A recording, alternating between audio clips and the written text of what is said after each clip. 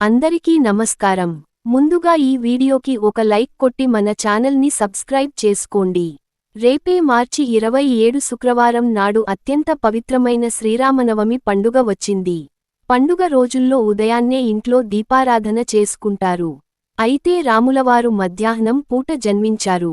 కాబట్టి శ్రీరామనవమి పూజను మధ్యాహ్న పూట ప్రారంభించాలి. శ్రీరామనవమి పూజ విధానం, పాటించాల్సిన నియమాలు, చేయకూడని పొరపాట్లు గురించి ఈ వీడియోలో తెలుసుకుందాం. ముందుగా ఈ వీడియోకి ఒక లైక్ కొట్టి ఓం నమఃశివాయ అని కామెంట్ చేయండి. మార్చి 26వ తేదీ మధ్యాహ్నం నవమి తిథి ప్రారంభమై మార్చి 27 మధ్యాహ్నం వరకు నవమి తిథి ఉంటుంది. అయితే భద్రాచలంలో మాత్రం రాముల కళ్యాణం మార్చి 27వ తేదీన నిర్వహిస్తున్నారు. కాబట్టి మార్చి 27వ తేదీన శ్రీరామనవమి పండుగను జరుపుకోవాలి. శ్రీరాముడు మధ్యాహ్నం వేళ అభిజిత్ ముహూర్తంలో జన్మించాడు. కాబట్టి మార్చి 27 ఉదయం 11 గంటల నుండి మధ్యాహ్నం 1 గంట 30 నిమిషాల వరకు ఇంట్లో సీతారాములను పూజించడానికి అత్యంత శుభముహూర్తం ఉంది.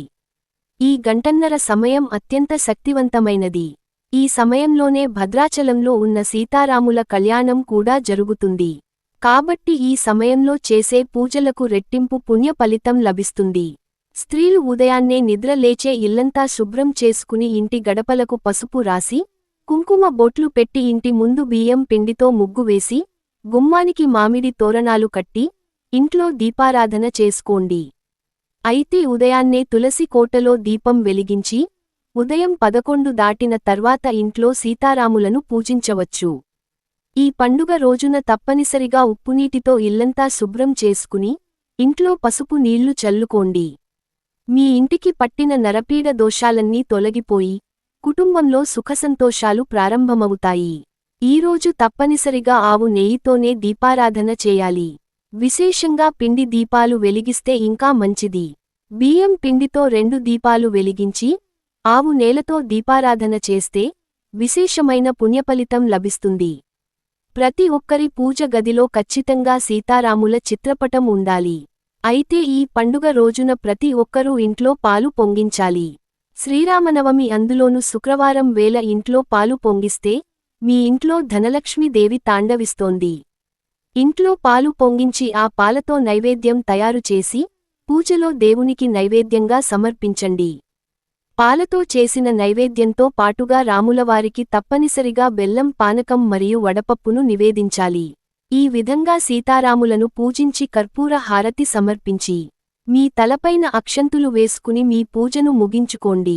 ఇంట్లో పూజ పూర్తయ్యాక పూజలో దేవునికి పెట్టిన వడపప్పు, పానకాన్ని కుటుంబమంతా ప్రసాదంగా స్వీకరించండి. అలాగే ఈ పండుగ రోజున తప్పనిసరిగా మీ పూజగది గోడ పైన గంధంతో స్వస్తిక్ గుర్తు వేయండి. మీ ఇంటికున్న దరిద్రం తొలగిపోయి అష్టైశ్వర్యాలు చేకూరుతాయి. అలాగే ఈ శ్రీరామనవమి పండుగ రోజున ప్రతి ఒక్కరూ రామాలయానికి వెళ్ళండి. రామాలయంలో గుడి చుట్టూ ప్రదక్షిణాలు చేసి దీపం వెలిగించండి. మీ మనసులోని కోరికలన్నీ వెంటనే నెరవేరుతాయి. అలాగే ఈరోజు తప్పనిసరిగా రాములవారికి తమలపాకులు సమర్పించండి. రాములవారికి తమలపాకులు మాల సమర్పిస్తే మీ కష్టాలన్నీ వెంటనే తొలగిపోయి, ఇక మీకు మంచి రోజులు ప్రారంభం అవుతాయి. అలాగే ఈ పండుగ రోజున ఇంట్లో దీపారాధన చేసేటప్పుడు పూజలో ఖచ్చితంగా తమలపాకులు ఉపయోగించండి.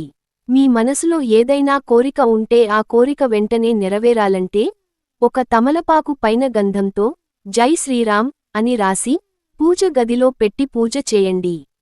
ఇక మీ కోరిక ఖచ్చితంగా నెరవేరుతుంది. ఈ శ్రీరామనవమి పండుగ రోజున ప్రతి ఒక్కరూ ఖచ్చితంగా ఉపవాసం ఉండాలి. అయితే పండుగ రోజున ఉపవాసం చేసేవారు ఒక పూట ఉపవాసం ఉన్న సరిపోతుంది. ఈ ఒక్కరోజు చేసే ఉపవాసాలకు అనంతకోటి పుణ్యఫలితం లభిస్తుంది. ఈ పండుగ రోజున ఒక కొత్త మట్టికుండను తెచ్చుకొని, ఆ కుండలో పానకం కలిపి దేవునికి నివేదిస్తే ఈ సంవత్సరం అంతా ధనధాన్యాలు కొరత ఏర్పడకుండా ఉంటుంది.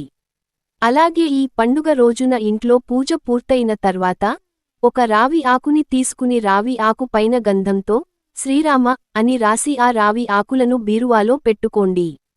ఇంట్లో అనవసరపు ఖర్చులు తగ్గి మీ ఇంటి ఆదాయం బాగా పెరుగుతుంది. ఇక ఈ రోజున రామాయణం చదివినా, రామాయణాన్ని విన్నాసరే రాములవారి అనుగ్రహం ఖచ్చితంగా లభిస్తుంది. ఈ శ్రీరామనవమి పండుగ రోజులో ఏది చేసినా చెయ్యకపోయినా సీతారాముల వారి కళ్యాణాన్ని ఖచ్చితంగా వీక్షించండి. విష్ణు ఆలయాల్లో సీతారాముల కళ్యాణాన్ని నిర్వహిస్తారు. వివాహం కాని వారు సీతారాములు కళ్యాణంలో ఉపయోగించే అక్షింతలను తల పైన చల్లుకుంటే వివాహం కాని వారికి త్వరగా వివాహం కుదురుతుంది. ఈ రోజున మల్లెపూలతో రాములవారిని పూజిస్తే మీ కుటుంబంలో సుఖసంతోషాలు పెరుగుతాయి. దంపతుల మధ్య కూడా అన్యోన్యత పెరుగుతుంది. అలాగే తామర పూలతో సీతారాములను పూజిస్తే ఐశ్వర్య ప్రాప్తి కలుగుతుంది. అలాగే మందార పూలతో పూజిస్తే మీ పనుల్లో ఆటంకాలు తొలగిపోయి విజయాలు సాధిస్తారు. ఇక విపరీతమైన ధన లాభం కలిసి వచ్చి ఆర్థికంగా స్థిరపడాలంటే ఈ శ్రీరామనవమి రోజు సాయంత్రం పూట ఒక గిన్నెలో నీళ్లు తీసుకుని రామరక్షా మంత్రాన్ని చదవండి. ఆ మంత్రం ఏమిటంటే ఓం శ్రీం హ్రీం క్లీం రామచంద్రాయ శ్రీం నమః అనే మంత్రాన్ని 108 సార్లు జపించాలి. జపం పూర్తయిన తర్వాత ఆ నీటిని ఇల్లంతా చల్లుకోండి. ఇలా చేస్తే ఆర్థికంగా స్థిరపడతారు. అన్నిటికన్నా ముఖ్యంగా తులసిదళాలతో రాములవారిని పూజిస్తే వైకుంఠ ప్రాప్తి కలుగుతుంది. అలాగే అకాల మృతి దోషాలన్నీ తొలగిపోతాయి. అలాగే పారిజాత పూలతో పూజిస్తే గత జన్మ పాపాలన్నీ తొలగిపోయి పుణ్యఫలితం లభిస్తుంది. ఇక సంతానం కోసం ఎదురు చూసేవారు గన్నేరు పూలతో సీతారాములను పూజించండి. అలాగే అనారోగ్య సమస్యలతో బాధపడేవారు జాజిపూలతో రాములవారిని పూజించండి. ఇక ఈరోజు తప్పనిసరిగా తులసి కోటను పూజించాలి. తులసి కోటలో దీపం వెలిగించి 3 ప్రదక్షిణాలు చేస్తే డబ్బు సమస్యలన్నీ వెంటనే తొలగిపోతాయి. ఇక మనలో చాలామందికి రామకోటి రాయాలని ఆశ ఉంటుంది.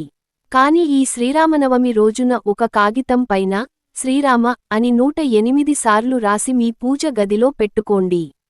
రాముల వారి ఆశీర్వాదంతో మీ కష్టాలన్నీ వెంటనే తీరిపోతాయి. ఈరోజు ప్రతి ఒక్కరూ తల స్నానం చేయాలి. అలాగే పసుపు రంగు వస్త్రాలు కానీ ఎరుపు రంగు వస్త్రాలు కానీ ధరించండి. అలాగే ఇంట్లో ఉన్న ఆడపిల్లలందరూ కాళ్లకు పసుపు రాసుకోవాలి. అలాగే వివాహమైన ఆడవారు పాపిట్లో కుంకుమ బొట్టు పెట్టుకోవాలి.